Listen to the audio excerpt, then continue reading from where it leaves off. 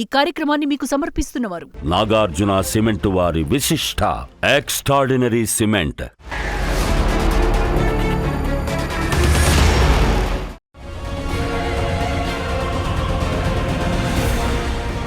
పాలిటిక్స్లో ఇంపాసిబుల్ అనే మాటకు చోటుండదు. ఏమో గుర్రం ఎగరవచ్చు అని నమ్మితేనే నేతలు రాణిస్తారు, పార్టీలు పవర్లోకి వస్తాయి. సరైన సమయంలో సరైన పావును కదిపితే ఫలితం ప్రత్యర్థుల మైండ్ బ్లాంక్ అయ్యే రేంజ్లో ఉంటుంది. అలాంటి పర్ఫెక్ట్ పొలిటికల్ స్ట్రాటజీలు చేయడం, వాటిని క్షేత్రస్థాయిలో అమలు చేయడంలో కూడా మోదీ, అమిత్ షా తర్వాతే ఎవరైనా. ఈ ఇద్దరు అసాధ్యమని ఎప్పుడూ అనుకుని ఉండరు. అనుకునుంటే వరుసగా 3 సార్లు కేంద్రంలో అధికారంలోకి వచ్చి ఉండరు. అందుకే ఆధునిక రాజకీయాల్లో అపర చాణక్యులుగా ఇద్దరూ గుర్తింపు తెచ్చుకున్నారు. కానీ ఇప్పుడు ఈ ఇద్దరి ముందు ఉన్న సవాల్ సాధారణమైంది కాదు. త్వరలో జరగబోతున్నది సాధారణ ఎన్నికలు కావు. 5 రాష్ట్రాల అసెంబ్లీ ఎన్నికల్లో విజయం అంత ఈజీ అస్సలే కాదు. ట్విస్ట్ ఏంటంటే ఈసారి ఛాలెంజ్ కేవలం మోదీ, అమిత్ షాలకే కాదు, కమలం పార్టీ కొత్త దళపతి నితిన్ నబీన్ కు కూడా. పశ్చిమ బెంగాల్, తమిళనాడు, పుదుచ్చేరి, కేరళ, అస్సాం. త్వరలో టగ్ ఆఫ్ వార్ జరగబోతోంది ఈ రాష్ట్రాల్లోనే. దేశంలో ప్రతి ఏటా ఎన్నికల కోలాహలం సాధారణమే అయినా ఈ ఏడాది జరగబోతున్న 5 రాష్ట్రాల అసెంబ్లీ ఎన్నికలు దేశ రాజకీయ ముఖ చిత్రాన్ని మార్చేసే సత్తా కలిగున్నాయి. తూర్పున అస్సాం, పశ్చిమ బెంగాల్, దక్షిణాదిలో తమిళనాడు, కేరళ, పుదుచ్చేరి రాష్ట్రాల్లో మోగనున్న ఎన్నికల నగారా జాతీయ పార్టీలైన బీజేపీ, కాంగ్రెస్ తో పాటు ప్రాంతీయ శక్తులైన తృణమూల్ కాంగ్రెస్, డీఎంకేలకు అతిపెద్ద సవాల్ విసరబోతున్నాయి. కేవలం సంక్షేమ పథకాలు మాత్రమే కాకుండా పార్టీల సంస్థాగత నిర్మాణం, నాయకత్వ పటిమ మొదలైనవి ఈ ఎన్నికల్లో కీలకం కాబోతున్నాయి. ఇలాంటి ఛాలెంజ్లను యాక్సెప్ట్ చేయడం కమలనాథులకు కొత్తేం కాదు.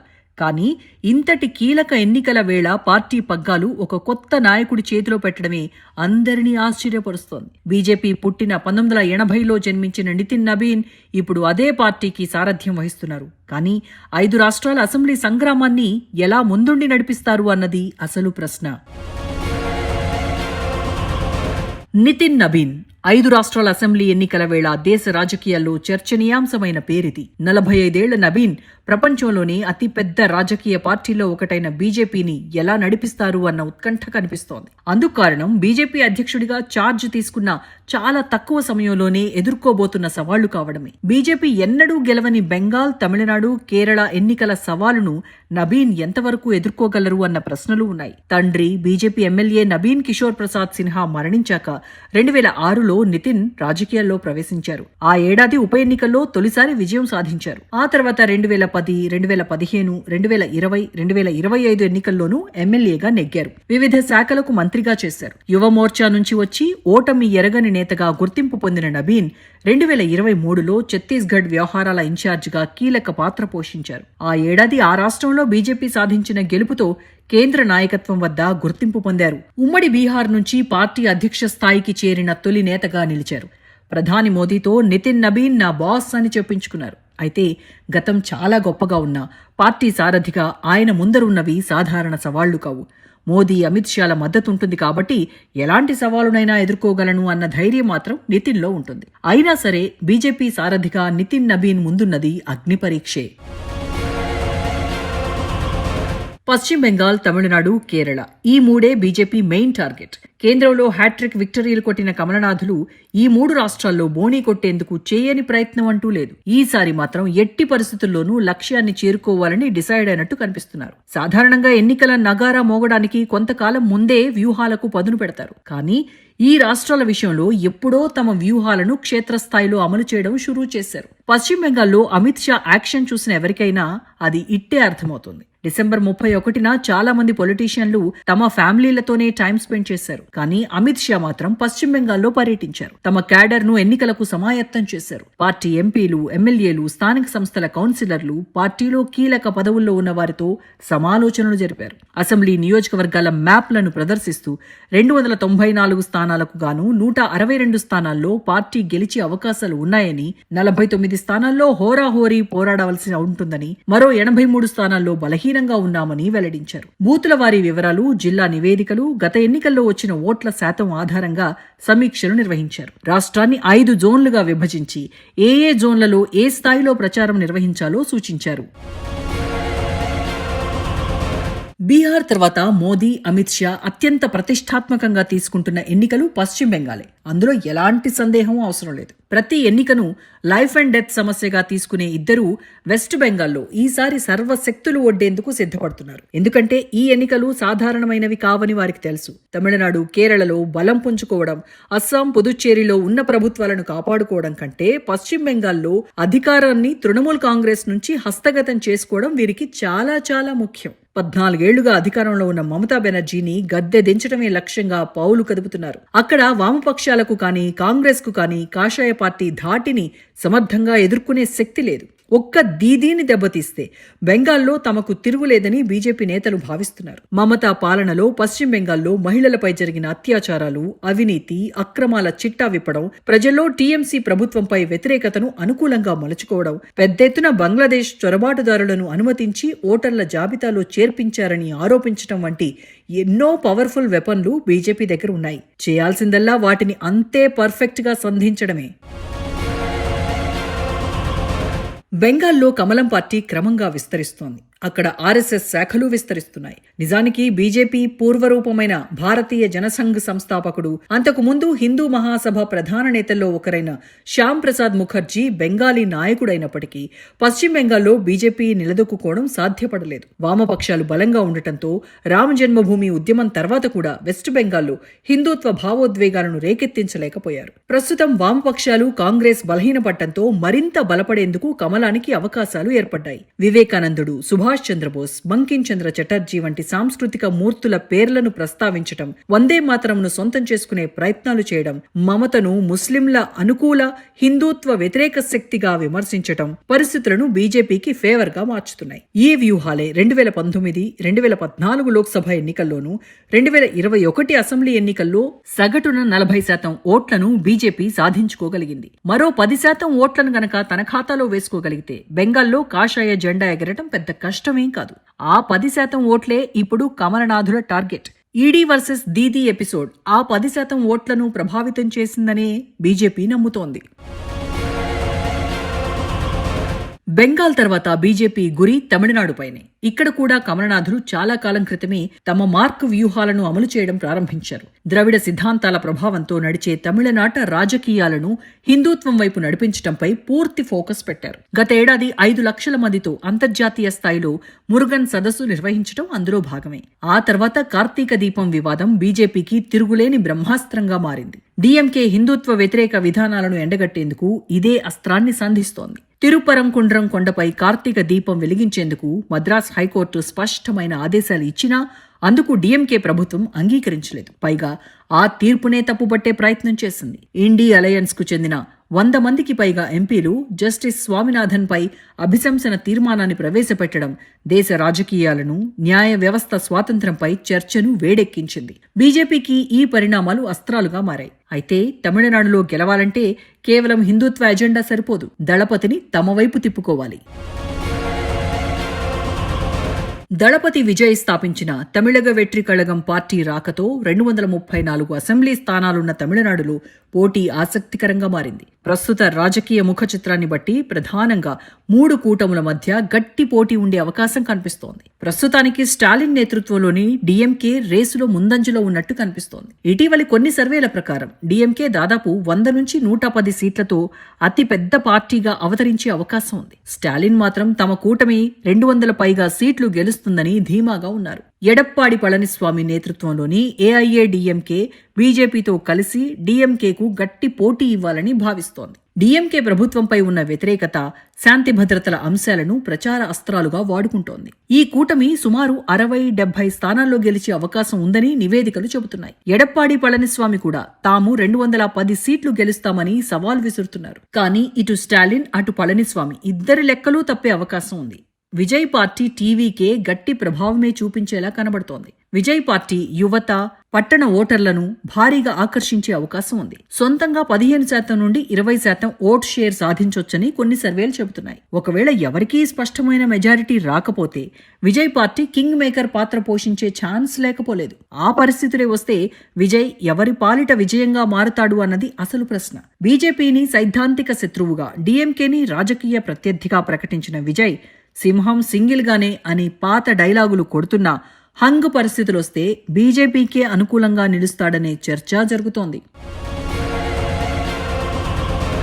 కేంద్ర పాలిత ప్రాంతం పుదుచ్చేరి ఎన్డీఏకే అనుకూలంగా కనిపిస్తోంది. 2021లో జరిగిన ఎన్నికల్లో ఇక్కడ ఎన్డీఏనే విజయం సాధించింది. ఎన్ రంగస్వామి నేతృత్వంలోని ఆల్ ఇండియా ఎన్ఆర్ కాంగ్రెస్ 10 సీట్లు గెలిచింది. బీజేపీ 6 చోట్ల గెలుపొందింది. వీరిద్దరూ కలిసి ప్రభుత్వాన్ని ఏర్పాటు చేశారు. ఎన్ రంగస్వామి ముఖ్యమంత్రిగా బాధ్యతలు చేపట్టారు. ప్రస్తుత ప్రభుత్వం తమ పాలనపై ధీమాగా ఉంది. కేంద్రంలోనూ పుదుచ్చేరిలోనూ ఒకే కూటమి అధికారంలో ఉండటం వల్ల అభివృద్ధి పనులు వేగంగా జరుగుతాయని బీజేపీ ప్రచారం చేస్తోంది. కేంద్రం నుండి నిధుల రాక కొత్త ప్రాజెక్టుల మంజూరు సులభమవుతుందని ఓటర్లను ఆకర్షించే ప్రయత్నం చేస్తోంది. గత ఎన్నికలతో పోలిస్తే బీజేపీ తన ఓటు శాతాన్ని గణనీయంగా పెంచుకుంది. ప్రస్తుతం బూత్ స్థాయి నుండి పార్టీని బలోపేతం చేయడంపై దృష్టి పెట్టింది. నామినేటెడ్ ఎమ్మెల్యేల ద్వారా కూడా సభలో తన పట్టును నిలుపుకుంటోంది. అయితే ప్రతిపక్షంలో ఉన్న డీఎంకే, కాంగ్రెస్ పార్టీలు ఈసారి అధికారాన్ని చేజిక్కించుకోవాలని గట్టిగా ప్రయత్నిస్తున్నాయి. ముఖ్యంగా రాహుల్ గాంధీ వంటి నేతలు ఇప్పటికే ప్రచార కార్యక్రమాలపై దృష్టి పెట్టారు. నటుడు విజయ్ నేతృత్వంలోని టీవీకే కూడా ఈ ఎన్నికల్లో ప్రభావం చూపే అవకాశం ఉంది. మరో దక్షిణాది రాష్ట్రం కేరళ విషయానికొస్తే సంప్రదాయంగా ఎల్డీఎఫ్, యూడీఎఫ్ల మధ్య అధికారం చేతులు మారే కేరళలో బీజేపీ అనూహ్యంగా ఇప్పుడిప్పుడే పుంజుకుంటోంది. 2024 లోక్సభ ఎన్నికల్లో త్రిశూర్ సీటు గెలవడం, ఇటీవల తిరువనంతపురం కార్పొరేషన్లో మొత్తం 101 వార్డుల్లో బీజేపీ 50 స్థానాలను గెలుచుకుని సింగిల్ లార్జెస్ట్ పార్టీగా అవతరించింది. 45 ఏళ్లుగా సాగుతున్న వామపక్షాల పాలనకు చెక్ పెట్టి తిరువనంతపురం మేయర్ పీఠాన్ని దక్కించుకుంది. ఈ గెలుపు కమలదళంలో ఉత్సాహాన్ని నింపింది. సాధారణంగా కేరళలో 5 ఏళ్లకోసారి సర్కార్ మారే ఆనవాయితీ ఉంది. దాన్ని 2021లో బ్రేక్ చేసిన పినరయి విజయన్ ఈసారి ఆర్థిక సంక్షోభం, సహకార బ్యాంకుల కుంభకోణాల రూపంలో తీవ్ర వ్యతిరేకతను ఎదుర్కొంటున్నారు. దీన్ని ఆసరాగా చేసుకుని కాంగ్రెస్ కూటమి యూడీఎఫ్ అధికారం చేపట్టాలని చూస్తుండగా బీజేపీ క్రైస్తవ వర్గాలను ఆకట్టుకునే పనిలో పడింది. లోక్సభ ఎన్నికలకు ముందు క్రైస్తవుడైన కాంగ్రెస్ సీనియర్ నేత, కేంద్ర మాజీ మంత్రి ఏకే ఆంటోనీ కుమారుడు అనిల్ ఆంటోనీని పార్టీలో చేర్చుకుంది. ప్రముఖ క్రైస్తవ నేతగా ఉన్న పీసీ జార్జ్ నేతృత్వంలోని కేరళ జనపక్షం పార్టీని బీజేపీలో విలీనం చేసుకుంది. ప్రధాని కేరళకు వెళ్లినప్పుడు ప్రత్యేకంగా క్రైస్తవ పెద్దలతో సమావేశమయ్యారు. అయితే కేరళలో బీజేపీ అధికారంలోకి వచ్చే అవకాశాలు ఎక్కువగా ఉన్నాయని కొన్ని సర్వేలు సూచిస్తున్నాయి. నిజానికి కేరళలో స్థానిక ఎన్నికల ఫలితాలు అసెంబ్లీ ఎన్నికలకు దిక్సూచిగా భావిస్తారు. ఆ లెక్క ప్రకారం ఈసారి యూడీఎఫ్ కూటమి ఆధిక్యం ప్రదర్శించడం వారికి కలిసొచ్చే అంశంగా కనిపిస్తోంది. ఒకవేళ కేరళలో బీజేపీ గెలిస్తే ఆ గెలుపు సంచలనమే అవుతుంది. అస్సాంలో బీజేపీనే పవర్లో ఉంది. అక్కడ అధికారం నిలబెట్టుకోవడం కమలనాథులకు అంత పెద్ద సవాల్ కూడా కాకపోవచ్చు. ఎందుకంటే ప్రస్తుత పరిణామాలన్నీ కమలానికే ఫేవర్గా కనిపిస్తున్నాయి. హిమంత బిశ్వ శర్మ హిందుత్వ ఎజెండాను బలంగా జనంలోకి తీసుకెళ్లడంలో సక్సెస్ అయ్యారు. ఆయన సక్సెస్ అయ్యారు అనే కంటే పరిస్థితులు అనుకూలించాయి అనడం బెటర్. మహమ్మద్ యూనస్ నేతృత్వంలోని బంగ్లాదేశ్లో ఏం జరుగుతుందో ప్రత్యేకించి చెప్పాల్సిన అవసరం లేదు. బంగ్లాదేశ్ వ్యాప్తంగా హిందువులను వేటాడుతున్న తీరు సరిహద్దు రాష్ట్రాల్లో తీవ్ర ఆగ్రహానికి కారణమవుతోంది. ఇస్లామిక్ మతోన్మాద మూకలు అమాయక హిందువులను దారుణంగా హతమార్చడమే కాక మహిళలపై అత్యాచారాలకు, దోపిడీలకు పాల్పడుతున్నారు. కేవలం 3 వారాల వ్యవధిలోనే 10 మందికి పైగా హిందువులు హత్యకు గురయ్యారు. మైనారిటీలకు సంబంధించి గత ఏడాది 645 ఘటనలు చోటు చేసుకున్నట్లు బంగ్లాదేశ్ తాత్కాలిక సారథి యూనస్ కార్యాలయం వెల్లడించింది. పొరుగున ఉన్న బంగ్లాదేశ్లో ఈ పరిణామాలు అస్సాంలోని హిందువులను ఏకం చేశాయి. ఇటీవల పీపుల్స్ పల్స్ వంటి సంస్థలు నిర్వహించిన సర్వేల ప్రకారం ఎన్డీఏ కూటమి 90 స్థానాల వరకు గెలుచుకోవచ్చని అంచనా. కాబట్టి పుదుచ్చేరి, అస్సాంలో అధికారం నిలబెట్టుకోవడం అంత పెద్ద కష్టం కాకపోవచ్చు. ఇలా 5 state fight maximum BJP versus local పార్టీలుగానే కనిపిస్తోంది. మరి కాంగ్రెస్ పరిస్థితి ఏంటి? ఇండీ కూటమి ఉన్నట్టా లేనట్టా? 2014-19లో ఘోరాతి ఘోరమైన ఓటమి తర్వాత గ్రాండ్ ఓల్డ్ పార్టీ కథ ముగిసిందని అంతా భావించారు. 2024 లోక్సభ ఎన్నికల్లో కాంగ్రెస్ పరిస్థితి మరింత ఘోరంగా ఉండబోతోందని కమలం పెద్దలు జోస్యం చెప్పారు. కానీ అంచనాలన్నీ తలకిందులు చేస్తూ ఏకంగా 99 చోట్ల కాంగ్రెస్ అభ్యర్థులు గెలిచారు. గత ఎన్నికలతో పోలిస్తే ఇది చాలా పెద్ద మార్పు. ఈ ఫలితాల ద్వారా 10 ఏళ్ల తర్వాత కాంగ్రెస్ పార్టీ లోక్సభలో అధికారిక ప్రతిపక్ష హోదా పొందింది. అదొకటే కాదు, కాంగ్రెస్ నాయకత్వంలోని ఇండీ అలయన్స్ మొత్తం 234 స్థానాలను సాధించింది. ఆ తర్వాత కాంగ్రెస్ తనకి తిరుగే లేదని, ఇక బీజేపీ కథ కంచికి చేరబోతోందని లెక్కలు కట్టింది. కానీ 2 ఏళ్లు తిరగకుండానే పరిస్థితులు మరోలా మారిపోయాయి. లోక్సభ ఎన్నికల తర్వాత హర్యానా, జమ్మూ కాశ్మీర్, మహారాష్ట్ర, జార్ఖండ్, ఢిల్లీ, బీహార్లో అసెంబ్లీ ఎన్నికలు జరిగాయి. జమ్మూ కాశ్మీర్, జార్ఖండ్ మినహా ఎక్కడా ఇండీ అలయన్స్ ప్రభావం చూపించలేదు. హర్యానాలో వరుసగా 3వ సారి బీజేపీ పవర్లోకి వచ్చింది. 90 సీట్లలో 48 సీట్లు గెలిచింది. మహారాష్ట్రలో బీజేపీ నేతృత్వంలోని మహాయుతి కూటమి తిరుగులేని విజయాన్ని నమోదు చేసింది. ఢిల్లీలో 27 తర్వాత బీజేపీ భారీ విజయాన్ని సాధించి అధికారాన్ని చేజిక్కించుకుంది. బీహార్లో నితీష్ నేతృత్వంలోని ఎన్డీఏ కూటమి పెను ప్రభంజనం సృష్టించింది. విపక్ష కూటమి మహాగఠబంధన్ ఘోర పరాజయాన్ని చవిచూసింది.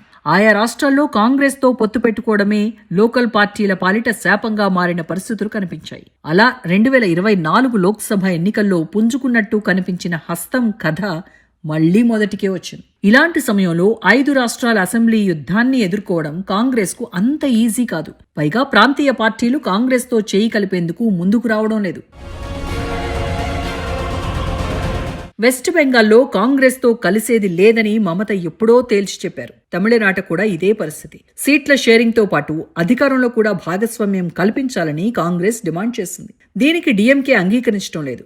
దీంతో రాబోయే ఎన్నికల్లో కాంగ్రెస్ డీఎంకే పొత్తు ఉండకపోవచ్చని మంత్రి పెరియస్వామి తెలిపారు. అధికారాన్ని పంచుకునేందుకు తమ పార్టీ అధినేత సీఎం స్టాలిన్ సిద్ధంగా లేరని ప్రకటించారు. తమిళనాడులో 1967 నుంచి ఏ పార్టీ పవర్లో ఉన్నా ఒంటరిగానే గెలిచాయని గుర్తు చేశారు. సో ఈసారి వెస్ట్ బెంగాల్తో పాటు తమిళనాట ఇండీ కూటమి ఉన్నా లేనట్టే. ఒక రకంగా ఈ ఎన్నికల ఫలితాలు ఇండీ కూటమి మనుగడకు కాంగ్రెస్ అగ్రనేత రాహుల్ గాంధీ నాయకత్వానికి గీటురాయిగా నిలవబోతున్నాయి. అస్సాంలో కాంగ్రెస్ పార్టీ 10 ఏళ్లుగా అధికారానికి దూరంగా ఉంది. ఈసారి కూడా ఓడితే పార్టీ క్యాడర్ను కాపాడుకోవడం కష్టంగా మారుతుంది. కేరళలో గత ఎన్నికల్లో అధికారం కోల్పోయిన కాంగ్రెస్ ఈసారి గెలిచి తీరాల్సిన పరిస్థితి ఏర్పడింది. ఒక్క ముక్కలో ఈ 5 రాష్ట్రాల్లో సత్తా చాటకపోతే రాహుల్ గాంధీ సామర్థ్యంపై మరిన్ని ప్రశ్నలు తలెత్తే ప్రమాదం ఉంది. ట్విస్ట్ ఏంటంటే ఈ ఎన్నికల్లో మమత, స్టాలిన్ తమ అధికారాన్ని నిలబెట్టుకోలేకపోయినా ఇండీ కూటమికి ఎండ్ కార్డు పడిందన్నమాటే.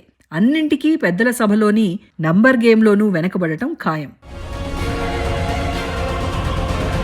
దేశ చట్టసభల్లో ఎగువ సభ అయిన రాజ్యసభలో ఏకంగా 73 మంది ఎంపీల పదవీకాలం ముగియనుంది. ఈ సీట్లను దక్కించుకోవడం కేంద్రంలోని ఎన్డీఏ సర్కార్కు అనివార్యంగా మారింది. వక్ఫ్ సవరణ బిల్లు, ఉమ్మడి పౌర స్మృతి వంటి కీలక బిల్లులు రాజ్యసభలో గట్టెక్కాలంటే బీజేపీకి మెజారిటీ అత్యవసరం. అందుకే ఈ అసెంబ్లీ ఎన్నికల ఫలితాలు రాజ్యసభ లెక్కలను, తద్వారా దేశ పరిపాలనా విధానాన్ని ప్రభావితం చేస్తాయి. ఇది తెలుసు కాబట్టే కమలనాథులు ఈ రేంజ్లో 5 స్టేట్ ఫైట్ పై ఫోకస్ పెట్టారు. మొత్తానికి 2026 ఎన్నికలు 2029 సార్వత్రిక ఎన్నికలకు సెమీఫైనల్స్ గా నిలుస్తున్నాయనడంలో సందేహం లేదు.